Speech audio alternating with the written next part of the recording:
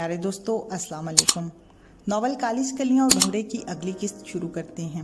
कायरीन, जैसा कि आप जानते हैं, ये नॉवल लाहौर के उस दौर का है जब पाकिस्तान में मोबाइल फ़ोन सर्विस मौजूद नहीं थी। कायरीन की सहूलत के लिए अब इस तहरीर को यूट्यूब की शक्ल में पेश किया जाता है। उम्मीद है कमज़ोरियों के बावजूद आपको पसंद आएगा। हंजला ने करीब आते हुए कहा, क्या हो गया आज, नसीब कैसे जाग गया? पहले क्या सोए हुए थे? इजाज ने दोस्ताना लहजे में कहा, तुम भी उल्लू हो, क्या किसी तब्दीली का अंदाज़ा कर सकते हो? हंजला ने कहा, मुझे तो कोई ख़ास तब्दीली नज़र नहीं आई, सिर्फ ये अंदाज़ा हुआ है कि तुम बहुत खुश हो। वजह भी तुम खुद बता दो। इजाज ने मुस्कुराते हुए कहा, एक शर्त लगाते हैं। वजह मैं नहीं बताता, तुम्हें वक्त देता हूँ, तुम खुद जानने की कोशिश करो।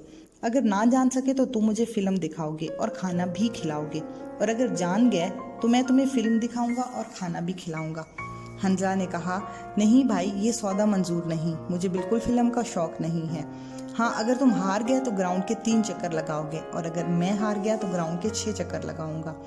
इजाज ने कहा, ये शर्त मुझे मंजूर नहीं। बहरहाल तुम अपने इर्द गिर्द नजरें खुली रखे, तुम्हें अपना गाफलाना रवैया ठीक करो। जिस बात को आधी क्लास जान गई है वो मेरे रूममेट को मालूम ही नहीं। हंजला ने कहा, यार तुम खुद ही बता दो। इजाज ने उसकी आंखों में झांकते हुए कहा, अच्छा ये बताओ, आज तीसरे पीरियड में कहाँ थे? हंजला ने जवाब दिया, तुम लाइब्रेरी या कैंटीन गए होगे। इजाज ने कहा, मैं अकेला तुम्हारे बगैर कैंटीन नहीं जाता। हंजला ने सवालिया नजरों से इजाज को देखा और कहा, तो फिर कहाँ थे? इजाज ने कहा, मैं तो कैंटीन में ही गया था। हंजला ने झिंझलाकर कहा, ये क्या बात हुई? तुम कह रहे हो कि कैंटीन नहीं गए, फिर कहते हो कि कैंटीन ही गए थे, ये क्या बात हुई? इजाज ने मुस्कुराते हुए कहा, कैंटीन ही गया था, मगर तुम्हारी सीट पर कोई और था। कौन था? हंजला ने तजस्सुस लहजे में पूछा। इजाज ने शरारत से उसके करीब कान में आकर कहा, कोमल। हंजला ने हंसते हुए कहा, तो जिनाब आप अपने मकसद में कामयाब हो गए। मैं समझता था रोज़ाना लेक्चर पर तबादला ख्याल करते हो, और किताबें जो तुमने बाजार से खरीदी थीं और जाहिर किया था कि तुम खुद बड़े पढ़ने वाले हो, वो किताबें तुम्हारी ज़ाती लाइब्रेरी की जीनत हैं, तो तुम ड्रामे कामयाब करना स्टार्ट कर दिया। इजाज ने फखरी अंदाज में कहका लगाते हुए कहा, इब्तिदाए इश्क है, देखता है क्या, आगे आगे देखिए, दिखाता हूँ क्या। हंजला ने कहा, आज तो बड़ी शायरी हो रही है। फिर इसी मौजू पर बातें होती रहीं। अगले दिन उनका टूर छांगा मांगा जाना था। अब हंजला एक बात पर मुसलसल गौर कर रहा था, जो कि उससे इजाज ने कही थी कि इतने गाफिल ना रहा करो। अब उसने खामखा हर बात को गौर से देखना और परखना शुरू कर दिया। पहले वो तस्वुरात में ही गुम रहने का आदी था, लेकिन अब हर एक के रवैये और गुफ्तगू पर तवज्जो देता कि कौन क्या कर रहा है, किस बंदे का रवैया क्या है, क्यों है, कौन सी गुफ्तगू करता है और किस अंदाज में करता है। जिस दिन टूर पर जाना था उससे एक दिन पहले ही क्लास में गहमा गहमी शुरू हो गई। अगले दिन सुबह 8 बजे बस में तमाम क्लास फेलोज ने टीचर के हमरा जाना था, लेकिन गहमा गहमी में इजाज और कोमल किसी को नजर ना आए। वो सुबह पहले पीरियड में थे और फिर आखिरी पीरियड में उनको देखा गया। कॉलेज से वापसी पर हंजला ने इजाज से कुछ ना पूछा और दानास्ता अनजान बना रहा।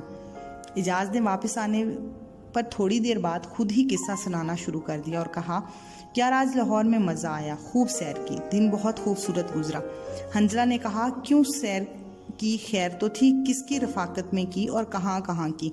इजाज ने हंसते हुए कहा, तो जनाब जान गए हैं, आज कोमल से बहुत सी बातें हुई और बड़े मज़े की बातें हुई। मैं अपनी ज़िंदगी के मुतालिक बताता रहा और वो अपनी। आज हम लोगों ने शाही किले की सैर की।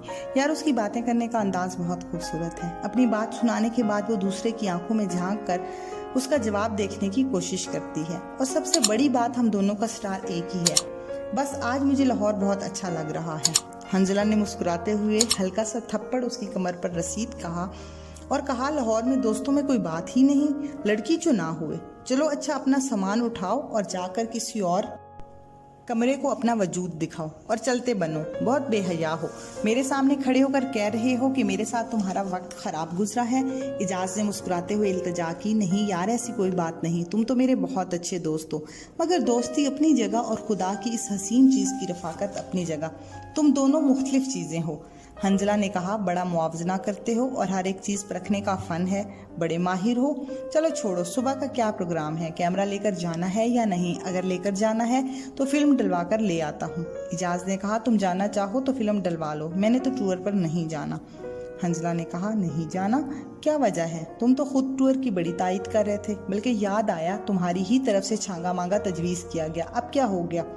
इजाज ने कहा, यार तुम्हें बता रहा हूँ किसी और से तस्करा ना करना, कल मैं और कोमल भी सैर को जा रहे हैं और हमें काफ़ी वक्त मिल जाएगा। हंजला ने कहा, क्या बात है, बड़े तेज होते जा रहे हो? मैं तो समझ रहा था हल्का फुल्का शुगल है, मगर तुम तो संजीदा दिखाई दे रहे हो। क्या इरादे हैं जनाब के? तुम तो लाहौर में पहले महीने में ही ढेर हो गए। इजाज ने कहा, ऐसी कोई बात नहीं, मैं हर हसीन लम्हे को समेटना चाहता हूँ, जिंदगी को खूबसूरत बनाना चाहता हूँ और कोमल की रफाकत मेरी तवक्का से ज़्यादा मज़ेदार हो रही है। यार तुम्हारे लिए मशवरा है कि तुम भी कोई अफेयर चला लो, दिन अच्छे गुजर जाएंगे और ज़िंदगी हसीन हो जाएगी। सारी उम्र सुबह शाम वर्जिश ही करते रहोगे, ज़िंदगी को देखो। और यार तुम्हारे लिए एक खुशखबरी है, जनाब में भी 2 लड़कियां दिलचस्पी ले रही हैं, लेकिन तुम ऐसे बुद्धू हो कि तुम्हें पता ही नहीं। हंजला बोला, बनाओ मत, मुझ में दिलचस्पी ले रही हैं और मुझे पता ही नहीं। तुम अय्याशी करो और मुझे उल्लू बनाने की ज़रूरत नहीं है। ये बात गालबन तुम्हें उन लड़कियों ने बताई है। इजाज ने कहा, उन्होंने तो नहीं बताई, लेकिन मैंने खुद महसूस की है और ये बात कोमल ने भी महसूस की है, शायद तुमने खुद भी महसूस किया हो। हंजला ने कहा, अच्छा कौन? वो तुमने कैसे महसूस किया? इजाज ने अपनी जगह पहलू बदलते हुए कहा, वही नबीला और निगत, तुमने देखा नहीं, खामखा तुमसे बातें करने की कोशिश करती हैं। और उस दिन हर एक को पता था कि रियाज साहब आज नहीं आएंगे, मगर फिर भी नबीला ने यह बात तुमसे आकर पूछी, जबकि तुम फासले पर खड़े थे। हालांकि और भी कई क्लास फेलोज तुम्हारी निस्बत कम फासले पर खड़े थे और निगत भी तो तुमसे 2 बार नोट्स मांग चुकी है। हंजला ने कहा, यार तुम्हारी इन्फॉर्मेशन का बहुत शुक्रिया, तुम खूब सैर करो, मुझे तो कल टूर पर जाना है, लिहाजा मैं कैमरे में फिल्म डलवा कर आता हूँ। हंजला ये कहकर बाहर चला गया, लेकिन उसके जहन में जो बात पहले खटक रही थी वो सोचने पर उसके जहन में पुख्ता हो गई। अगले दिन सुबह सवेरे नमाज और वर्जिश से फारिग होकर हंजला कॉलेज पहुंच गया। अक्टूबर का पहला हफ्ता था, इसलिए सुबह सुहानी थी। हल्के हल्के बादल आसमान पर आवारगी कर रहे थे। 38 क्लास फेलोज में से 30 आ सके थे। हंजला एक तरफ चुप खड़ा था, उसके कानों से मुतरन्नम आवाज टकराई, वो निगत थी। उसने जल्दी से कहा, तुम आज भी खामोश हो? ये कहते हुए मुस्कुराते हुए गुजर गई। नबीला अपनी गाड़ी लेकर आई थी और हमाद और असद भी अपनी गाड़ी में थे। नबीला के साथ 2 लड़कियां बैठ गईं, बाकी लोग बस में सवार होकर छांगा मांगा की तरफ चल पड़े। रास्ते में हंजला ने महसूस किया कि निगत ने 2 मरतबा एक खास नज़रों से उसकी तरफ देखा है। रास्ते में भी उसने ये बात महसूस की कि उनकी क्लास फेलोज में रशीद और फाखरा एक दूसरे में दिलचस्पी ले रहे हैं और साबिर और अन्नम में भी कुछ मामला मौजूद है। ये वो बात कई दिनों से नोट कर रहा था। सफ़र हंसी खुशी में गुजर गया। आज प्रोफेसर भी काफ़ी खुशगपियों में मसरूफ़ थे। उनमें से शफीक साहब तो बहुत खुश नज़र आ रहे थे। बस तवक्का से जल्दी छांगा मांगा पहुंच गई, क्योंकि उस दिन छुट्टी होने की वजह से सड़कों पर ट्रैफिक कम था। छांगा मांगा का इलाका काफ़ी खूबसूरत था। वहां पहुंचकर तमाम लड़के लड़कियां मुख्तलिफ ग्रुपों में बट गए और इधर उधर सैर करने लगे। उसमें से बुरके वाली लड़कियां सफिया और राबिया भी साथ थीं। बुरके की वजह से उन पर अक्सर तंज किया जाता था। लड़कियां उन पर हकीराना नज़र रखती थीं, उनको पेंडू प्रोडक्शन का नाम देती। लड़के उनको मौलवी साहब कहकर उन पर किसी किस्म की तवज्जो ना देते। 2 बुरकापोश लड़कियां इकट्ठी ही रहती। वो पढ़ाई में बेहतर थीं। वो सिर्फ लड़कियों से ही बातें करती। पीरियड के वक्त अक्सर वही प्रोफेसरों के सवाल जवाब देती। मजीद 3 लायक लड़कों के अलावा बाकी क्लास दरमियाने दर्जे के तालिब इल्मों पर मुश्तमिल थी। तकरीबन 2 घंटे सैर व तफरीह के बाद वो लोग एक बड़े दरख्त के नीचे वापस आ गए, जहाँ पर कॉलेज के मुलाजमीन ने दरियां बिछाई हुई थी। तमाम लोग दायरा बनाकर गपशप में मसरूफ हो गए। हंजला क्लास फेलोज में घुला मिला हुआ था, बल्कि अक्सर क्लास फेलोज खुल खिलाकर बातें कर रहे थे। लड़कियां भी अब किसी कदर कम झिझक का इजहार कर रही थीं।